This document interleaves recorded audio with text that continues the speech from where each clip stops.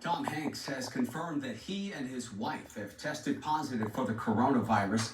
The actor posted on Instagram that he and Rita Wilson are in Australia. They felt tired, like they had the cold, and they had body aches. They say to be safe, they were tested for COVID-19, and the results came back positive.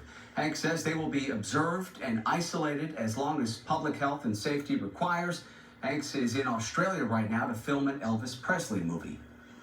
Tonight, the Grand Princess remains docked at the Port of Oakland with the last of his passengers still waiting to be disembarked. It has been a very slow process over the past 3 days to empty that cruise ship and screen each person for the virus. KTVU's Deborah Villone live now at the port with a look at what's next and how it's becoming tough to find places for everyone to go. Deb.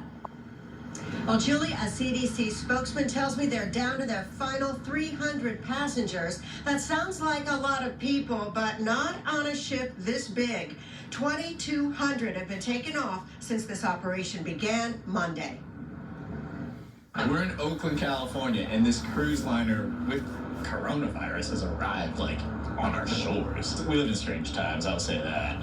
This resident of West Oakland has twice made his way over to the waterfront to capture the Grand Princess before she's gone, looking more and more like a ghost ship after a 3-day purge of passengers. Yeah, you see some movement down there, but at the same time, it's pretty empty, so I hope there's not too many people on there, but clearly there are people there. Hundreds who have made it off the ship are settling in for a 2-week quarantine at Travis Air Force Base, 40 miles away.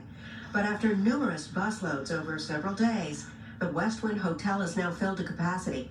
With no room at the inn, newly arriving evacuees are being housed elsewhere on the base, zones that are also surrounded by chain link fence. As of today, we have 177 cases confirmed of COVID-19 in the state of California. Wow. As health officials track rapidly changing numbers, they are placing some evacuees, mildly ill but not needing a hospital, into designated hotels on the peninsula and in Monterey County.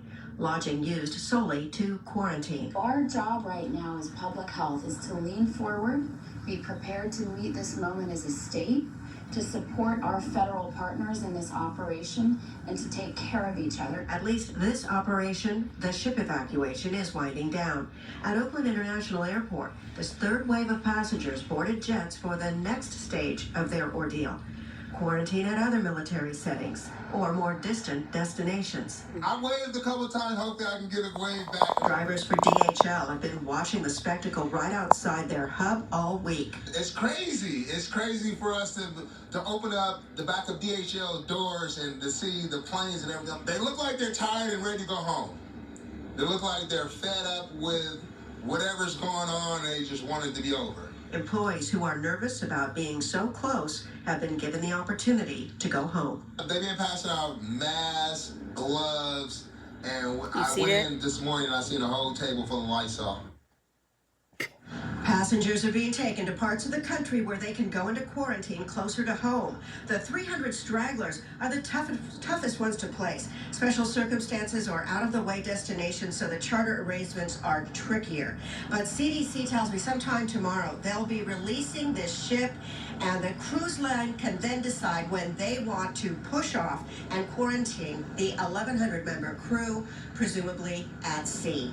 Reporting live in Oakland, Deborah Villone, KTVU, Fox 2 News.